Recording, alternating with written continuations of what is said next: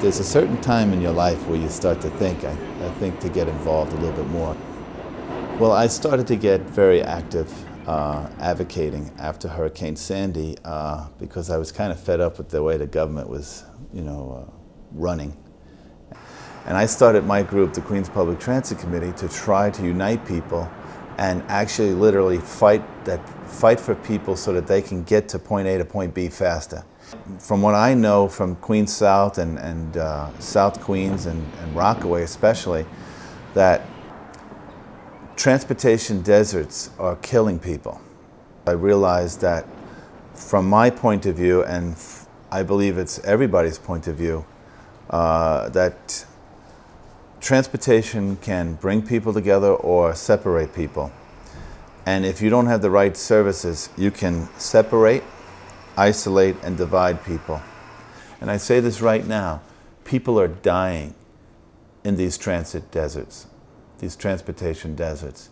People are killing each other over drugs because they don't have the opportunities to go to a good school. They don't have these opportunities to get a decent job because they're isolated, separated, and divided. The line that went straight north and south was the old Long Island Railroad. And the old Long Island Railroad had a fire in this vicinity in Jamaica Bay in 1950. And then in 1962, this section here was shut down. So what we would like to do is from Queens Boulevard to Rockaway Boulevard and Liberty Avenue, we would like to open up this unused train track. That's there. There are sections that are closed off, but the majority of the track is open and could be reused again. If they knew that it could take 30 minutes to get to Penn Station or to get into Manhattan, Midtown Manhattan from South Queens, the benefits would be amazing. If people knew that, they would say yes.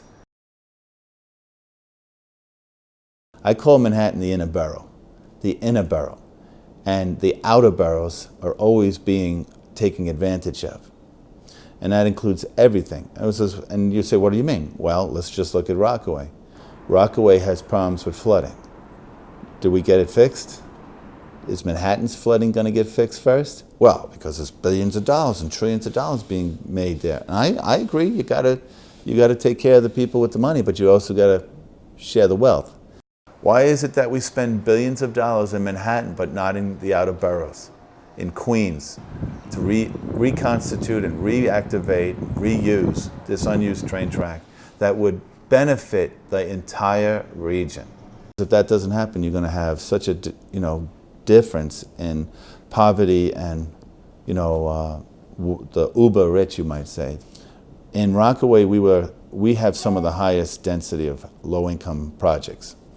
Again, I'm not degrading anybody that lives there. What I'm saying is, when you put a lot of poor people together that don't have maybe jobs, maybe they have dysfunction in their families, it's a spiral effect, and it isn't going up, it's going down. What are we all together? We're all about commuting. Every one of us, from a baby to 100 years old, we all commute. We walk to the store, or we ride our bike to the store, or we drive our car to the store. Is there a reason why we don't think as one? Why do we have to divide ourselves and label each other as well? It's pedestrians and motorists and bicyclists and bus riders. We're all commuters. What I'm saying is we need to work together. And that's why we need to organize. And then if you start really organizing and you start getting people to help you, and it becomes not just the Phil McManus show, but the Queens Public Transit Committee show,